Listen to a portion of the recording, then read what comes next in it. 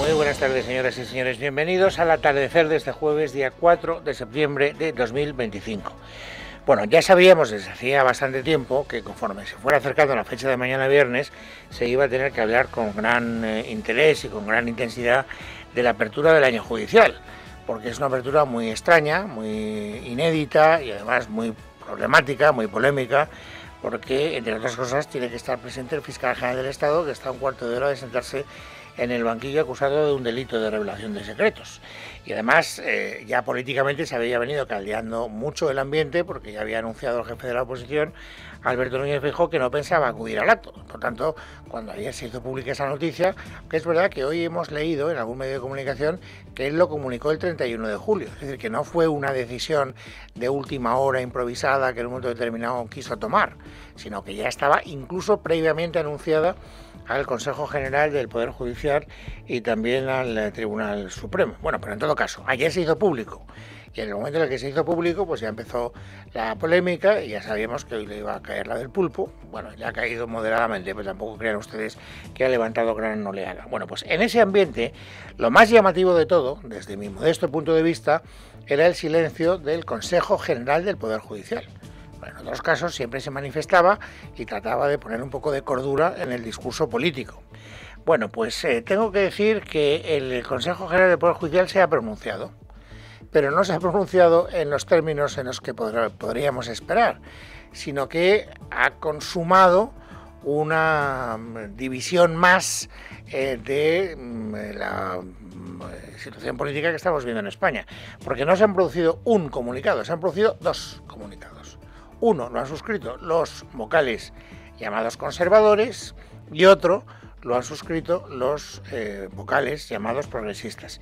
Bueno, en el caso de los progresistas hay que decir, por contarlo todo y por entrar en el matiz, que no me parece baladí, que lo han suscrito todos, los 10 menos uno, menos Carlos Hugo Preciado, que no lo ha querido firmar. No sé por qué no lo ha querido firmar y por lo tanto no voy a especular por las razones de esa abstención. Pero lo que dicen los progresistas en ese comunicado es que la Ley Orgánica del Poder Judicial exige la presencia de la presidenta del Consejo y también del fiscal general del Estado. Y como lo exige la Ley Orgánica, pues tiene que estar presente. Y además, como también han puesto en cuestión desde ámbitos políticos y judiciales, como veremos enseguida, la presencia en el Estado del fiscal Bolaños, del ministro Bolaños, pues entonces también los vocales progresistas dicen que la presencia en los estrados del ministro de Justicia y notario mayor del Reino en el acto de apertura del año judicial responde a una costumbre constitucional consolidada. Por lo tanto, ellos son partidarios de que Bolaños también esté en el estrado. Hay que decir que, cronológicamente hablando, esta nota, de la que les estoy dando noticia, es posterior a la que habíamos conocido con anterioridad. Es decir, es una nota que sale en respuesta de la que habían suscrito, en este caso sin ningún tipo de excepción, los 10 vocales llamados conservadores. Y en esa primera nota, ¿qué decían los vocales? Miguel Ángel Pérez. Buenas tardes. La carta firmada por los 10 vocales conservadores del Consejo General del Poder Judicial, a la que ha tenido acceso Libertad Digital, señala que la consecuencia de la presencia del fiscal general del Estado, Álvaro García Ortiz, en la apertura del año judicial tras ser procesado por un delito de revelación de secretos, tiene como consecuencia una innecesaria tensión para la Fiscalía General del Estado, para el Poder Judicial y, en última instancia, para el propio jefe del Estado que preside el acto. A esta circunstancia se añade, dicen, un contexto político de extraordinaria tensión. El pasado 1 de septiembre, el presidente del Gobierno realizó manifestaciones en la televisión pública española en la que se vertieron acusaciones genéricas contra jueces y magistrados, manifestaciones que reiteró ante la prensa internacional poniendo en duda la imparcialidad y el recto desempeño de su función. En la misma línea se manifestó al día siguiente la portavoz del Gobierno y al siguiente el propio ministro de Justicia. Por todo ello y en defensa del prestigio de la justicia y de la ejemplaridad institucional que la ciudadanía merece, señalan estos vocales, solicitamos que desde la Presidencia del Supremo y del Consejo General del Poder Judicial se traslade al fiscal general la inconveniencia de intervenir en el acto en las actuales circunstancias y que el ministro de Justicia, Félix Bolaños, no se siente en estrados. ven ustedes cómo la segunda nota, la que les he contado en primer lugar, es una respuesta de esta que, cronológicamente hablando, había sido previa. Esta es la que pide también que Bolaños no se siente en los estrados mañana en el acto de apertura del año judicial. Naturalmente, Bolaños no se ha querido manifestar desde el punto de vista, digamos, oral. Ha utilizado las redes sociales para sacar una nota diciendo que es una falta de respeto lo que el Partido Popular y algunos magistrados están promoviendo de cara a boicotear, o utilicemos el término que más os convenga, el acto de apertura del año judicial de mañana. Lo digo porque también esta es una noticia que comentábamos ayer, pero que hoy también tiene reflejo en los medios de comunicación. Varias asociaciones de jueces y de fiscales le están pidiendo al fiscal general del Estado que por favor no acuda, que no deteriore institucionalmente lo que es el ámbito de la Administración de Justicia. Pero bueno, esto en el terreno estrictamente profesional. En el terreno político, ya les he dicho al principio que lo más novedoso va a ser la ausencia no solo del jefe de la oposición, sino también, esto lo hemos sabido esta mañana, del presidente del Senado, de Pedro Rollán, que, aduciendo a razones personales que no ha especificado, también excusa mañana su asistencia a esa apertura del año judicial. Hoy Feijóo ha querido aclarar por qué no va al acto de mañana, para que no haya dudas. Y desde luego, una vez escuchadas sus explicaciones, no hay dudas.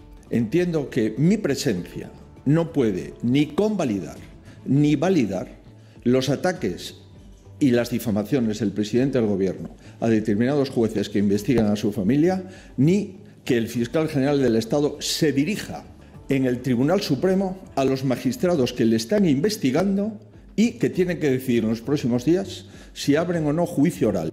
Por lo tanto, queda claro dos cosas: que el plantón, digámoslo así, del señor Feijóo no solo es por el hecho de que mañana vaya a estar presente el fiscal general del Estado, sino también como acto de repulsa a las declaraciones del presidente del Gobierno contra los jueces, aunque es verdad que luego donde ha hecho más énfasis, donde ha subrayado más, digamos, su repulsa, ha sido a la hora de hablar del fiscal general del Estado.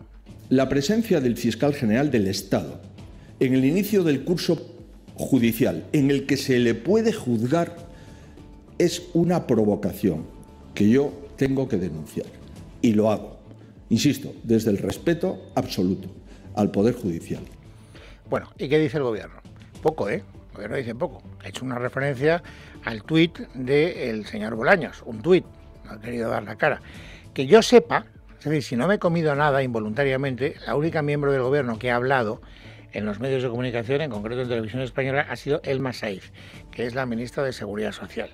Y Elma Saíz, aunque esté hablando de algo que no es de su jurisdicción, me imagino que habrá echado mano, como hacen todos los dirigentes políticos de todos los partidos, del argumentario que le han preparado con carácter previo. Entonces, habrá ido a televisión y le habrán dicho previamente: si te preguntan por la ausencia de Feijóo, lo que tienes que decir es esto. No es un hombre de Estado y lo que está haciendo es un plantón no al Gobierno, está haciendo un plantón a la sociedad española, a los jueces y juezas, a las instituciones, y desde luego demuestra poca talla política, poca lealtad institucional y poca visión de hombre de Estado. Ninguna novedad en estas palabras. Ya les decía al principio que desde que supimos ayer que no iba a ir Feijóo, estaba claro que hoy le iba a caer alguna. Le ha caído poco, porque la única que ha hablado, insisto, es Elma Saíz, aunque por vía de redes sociales le han criticado otros miembros, digamos, de mayor cuantía. Sin embargo, fíjense, Elma Saíz sí que ha hecho algo que a mí me parece que es especialmente inoportuno. No sé si está en el argumentario o no está en el argumentario del PSOE. No tengo ni idea. Sí que sé que el primero en tirar la piedra fue el presidente del Gobierno el lunes en la entrevista que le hizo Pepa Bueno en Televisión Española. Pero es que hoy, cuando le han vuelto a preguntar por si hay jueces que hacen bien su trabajo, fíjense lo que ha dicho. Y ojo, cuando la escuchen, identifiquen de qué jueces está hablando la ministra de Seguridad Social.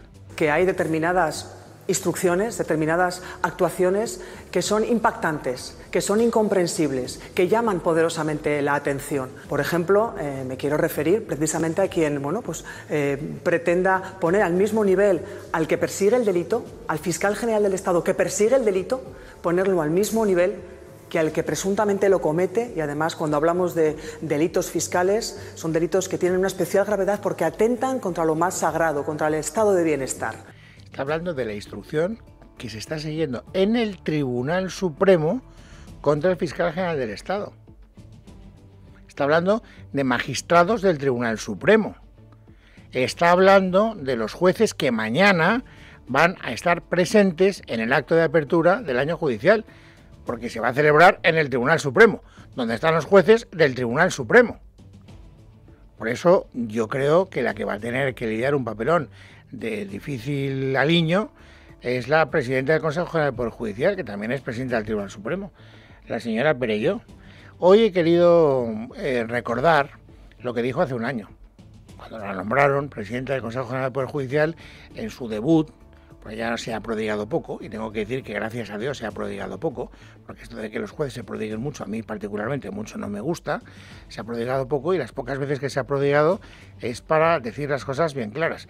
No le han hecho ningún caso, absolutamente ninguno, pero yo tengo para mí que mañana no va a poder decir cosas muy distintas a las que dijo cuando tomó posesión, por ejemplo esta. En esta nueva etapa que hoy se inicia, quiero hacer un llamamiento a las diferentes fuerzas políticas y a los poderes del Estado para que respeten el trabajo de los jueces y magistrados. Las posibles irregularidades que pudieran producirse en el ejercicio de su función tienen sus propios mecanismos de corrección a través de la impugnación, a través de las vías de impugnación previstas expresamente en las leyes procesales.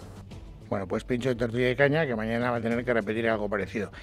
Todavía repescando en la hemeroteca alguna otra consideración que hiciera la señora Perelló cuando tomó posesión, me he encontrado con alguna que creo que tiene más actualidad. ¿Por qué? Porque perfectamente podría ir dirigida a Elma Sainz. Lo digo porque Elma Sainz es la última miembro del gobierno que esta misma mañana en Televisión Española ha querido criticar la instrucción de jueces del Tribunal Supremo contra el fiscal general del Estado. ¿Pero qué es eso de decir si una instrucción judicial está bien hecha o mal hecha cuando el que se permite el lujo de valorarla es un político? Escuche lo que dijo Perelló. Ningún poder del Estado puede dar indicaciones, instrucciones a los jueces y magistrados sobre cómo han de interpretar y aplicar el ordenamiento jurídico. Solo aquellos estados en los que la división de poderes está garantizada son realmente Estado de Derecho. De aquí la importancia de salvaguardar la independencia judicial frente a posibles injerencias externas. Bueno, pues no lo voy a comentar mucho más porque yo creo que se comenta por sí mismo. Si mañana Isabel Perelló quiere llegar un poquito más lejos, podría mirar a la cara a algunas de las personas que durante las últimas horas se han significado por incumplir esa recomendación que ella hizo cuando tomó posesión. Esto es lo que refleja el deterioro que se está produciendo en el ámbito de la justicia en nuestro país y del choque institucional, que a mí me parece el más grave de todos los que se están produciendo en España entre el Ejecutivo y el Judicial. Pero bueno, como mañana tendremos que hablar de esto, pues dejémoslo aquí y hablemos ahora de otra comparecencia que me ha parecido especialmente chusca. Esta mañana comparecía en el Congreso de los Diputados, y así ha ocurrido, el ministro de Transportes, Óscar Puente. Saben ustedes que, entre otras cosas, está bajo su jurisdicción los trenes. Este verano se ha calificado, bueno, hay muchas cosas que han ocurrido este verano, pero así con carácter recurrente y no especialmente positivo, están los incendios, por una parte, no voy a culpar a Puente de los incendios, pero luego están las innumerables incidencias que se han producido en la red ferroviaria de nuestro país. Bueno, pues comparecía Puente para hablar de la situación de los trenes en España. ¿Qué es lo primero que ha dicho Puente al llegar? Lo primero, escuchen. El número de viajeros nos avisa, ¿no?, de que el ferrocarril en España, más allá de incidencias y más allá de aspectos que hay que mejorar, es un buen sistema ferroviario. Porque si no, no crecería de la forma en la que lo está haciendo. El sistema es bueno, señores. Se pongan ustedes como se pongan, tenemos un buen sistema ferroviario. ¿Qué es lo que ha ocurrido? Pues ha ocurrido que mientras el señor Puente estaba diciendo esto, que el sistema ferroviario es bueno, se había producido una caída en los servicios informáticos de Adif y por lo tanto se estaban produciendo paradas y retrasos de los trenes de alta velocidad que tenían como origen o como destino Madrid. Y debido a esa caída, pues los retrasos, aunque no se podían cuantificar porque no funcionaban las pantallas, según los usuarios estaban superando 1 hora. Esto ocurría simultáneamente al momento en el que Óscar Puente estaba diciendo que el sistema ferroviario es bueno. Y además pocas horas después del incidente que se produjo también ayer en Madrid, que obligó a los pasajeros de un tren de cercanías a bajarse y a recorrer a pie las vías para llegar a la estación. Había ocurrido ayer. No solo eso, sino que además cuando le ha tocado el turno a los partidos de la oposición, ha hablado Carina Mejías. Y fíjense ustedes, me parece especialmente interesante, sobre todo porque es muy ilustrativo.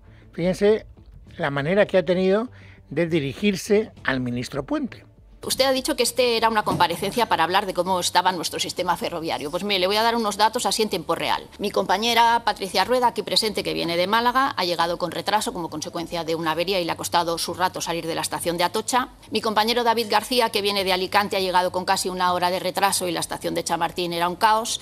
Y ahora nos acaban de escribir desde la estación de Burgos para decirnos que todos los paneles informativos están averiados y que por lo tanto se han cortado todas las comunicaciones por parte de Adif. Por lo tanto, yo creo que este triunfalismo que usted expresa en este informe que nos ha servido hoy, pues no es real, ministro.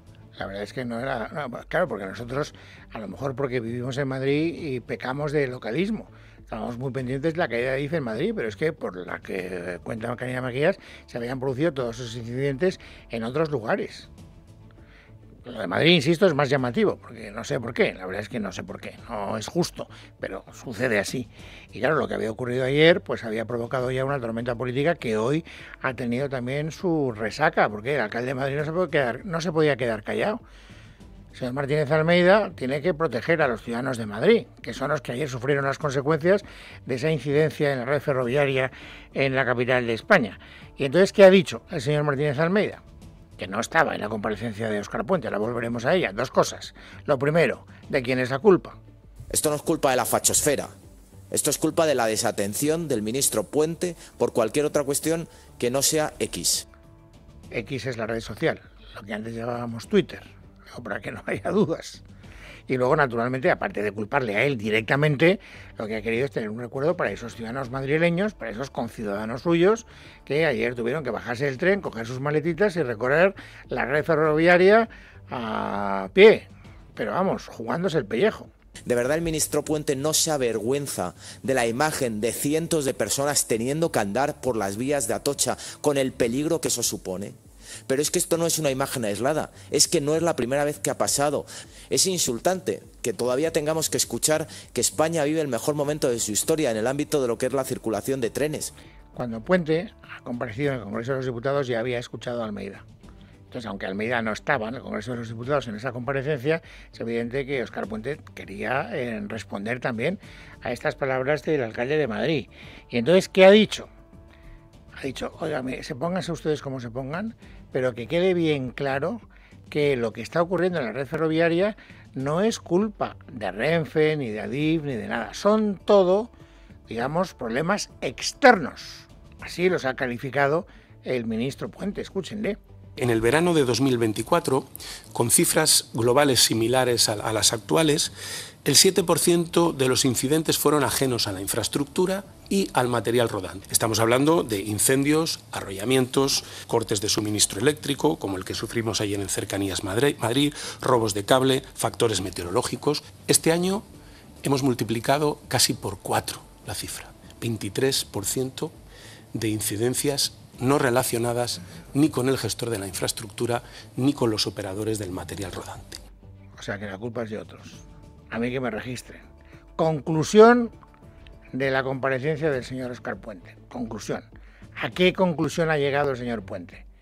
Pues escúchenla, pero por favor, escúchenla sentados.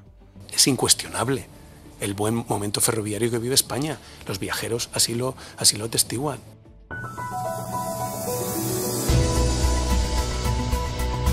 Bueno, es jueves, es 4 de septiembre de 2025. Podría haber hecho lo que hizo ayer Carlos Alsina, que es improvisar una encuesta en Twitter. Si yo tuviera Twitter igual lo hubiera hecho. Y no, usted como usuario de tren convalida esta impresión que dice el señor Puente de que los usuarios de tren consideran que tenemos un estupendo sistema ferroviario, pero bueno, no me ha dado tiempo a hacerlo y no me quiero meter en ese jardín. Lo que quiero ahora, como corresponde en el momento en el que estamos, es completar el paisaje informativo sobresaliente del día. Así que Esmeralda Ruiz, bienvenida, buenas tardes. ¿Qué tal, Luis? Buenas tardes. Y con noticia de última hora porque Cristina Álvarez, la asesora de Begoña Gómez en Moncloa, acaba de solicitar a la Audiencia Provincial de Madrid que corrija la decisión del juez Peinado de investigarle por un delito de malversación. En un recurso directo de apelación al que ha tenido acceso ahora mismo Europa Press, ha solicitado que deje sin efecto su imputación por haberle enviado correos electrónicos como asesora de Begoña Gómez. Dice el escrito: o existe malversación cuando un funcionario de un órgano judicial realiza o recibe una llamada personal en la secretaría del juzgado, hace un favor personal a otro miembro de la oficina judicial o transmite a alguien un recado de parte de otro. Si esto fuera punible, tendríamos motivos para incoar una macrocausa. Tendrá que declarar Cristina Álvarez, recordamos, la semana que viene, el día 10. También tenemos novedades judiciales en lo que respecta al caso Koldo, porque el juez instructor Leopoldo Puente ha solicitado al Congreso de los Diputados, al Partido Socialista, al Parlamento de Navarra y al Ayuntamiento de Milagro, el pueblo de Santos Cerdán, que faciliten información para que la UCO pueda completar los informes patrimoniales de los dos exsecretarios de organizaciones socialistas, de Cerdán y de Ábalos. Puente también ha reclamado los detalles de las donaciones realizadas al PSOE entre 2014 y 2024 y todas las operaciones relativas a cuotas, donaciones, pagos de servicios que pudieran haber recibido y entregado Ábalos a Koldo, a su esposa y a su hermano. Y por segundo día consecutivo se sigue hablando, Luis, de Anabel Mateos. ¿Quién es? Bueno, pues ahora mismo la número 2 de organización del Partido Socialista, pero también la esposa de Antonio Hernando, secretario de Estado de Telecomunicaciones. Ayer supimos que estuvo trabajando para la empresa de Gaspar Zarrías, condenado por los ERE, que se embolsó 36.000 euros nada más contratarla, gracias al constructor de la trama Koldo, José Ruz, y hoy lo que publica en una segunda entrega al Español es que Anabel Mateos gestionaba la cuenta de Huawei en Acento, la consultora de Pepe Blanco, mientras su marido, Antonio Hernando, era director adjunto del gabinete de Pedro Sánchez. Es decir, que quien hoy ejerce como adjunta a la Secretaría de Organización del PSOE se encargaba de hacer lobby a favor de la compañía china en el Gobierno de España. Esto lo hemos buscado en la web de Ferraz, a ver si aparece en su currículum, pero no aparece. Y 9 meses después de destaparse el escándalo en el Centro Nacional de Investigaciones Oncológicas, el CNIO ha elegido nuevo director. Es físico, se llama Raúl Rabadán y es un referente en la resolución de problemas biomédicos a través de modelos computacionales. Desde el 29 de enero, que el patronato del CNIO decidió destituir a María Blasco, el centro que depende de Diana Morán, de la ministra Morán, no tenía director. Fue el diario ABC quien desveló que el centro investigador estaba destinando dinero del propio organismo a exposiciones de arte y que Blasco estuvo cobrando sobresueldos pese a que el CNIO arrastra una deuda de más de 5 millones y que sus investigadores llevan años denunciando que trabajan sin medios.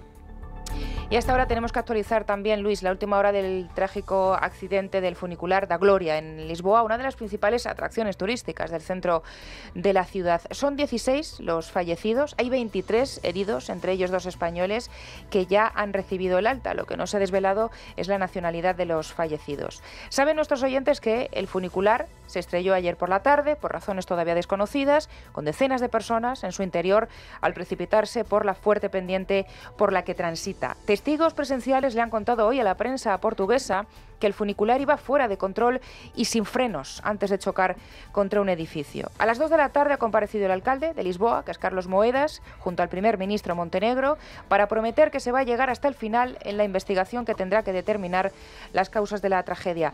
La empresa de transporte urbano de Lisboa, que es Carris, asegura que ellos estaban al día de todas las inspecciones, pero los sindicatos han denunciado deficiencias tras la privatización del servicio. Hay una primera hipótesis sobre lo que pudo haber sucedido. Todavía es pronto, insistimos, no hay nada determinante, pero para explicarlo de una forma más visual, Luis, a diferencia de los funiculares tradicionales, los 2 coches del funicular de Gloria están propulsados por motores eléctricos y esos motores están unidos a los extremos opuestos de un cable de transporte. Esto que hace que cuando uno viaja cuesta abajo, su peso levanta el otro y eso es lo que permite ascender o descender simultáneamente. Bueno, pues la primera hipótesis es que uno de esos cables se podría haber roto y eso es lo que ha hecho que haya desestabilizado previsiblemente, no lo sé, todavía no está confirmado el funicular, pero como decimos es la primera hipótesis y nosotros a lo largo de la tarde vamos a seguir actualizando la información. Y por último, 4:25 de la tarde, Luis, te cuento la última campaña del Ministerio de Igualdad aquí en España sobre nuevas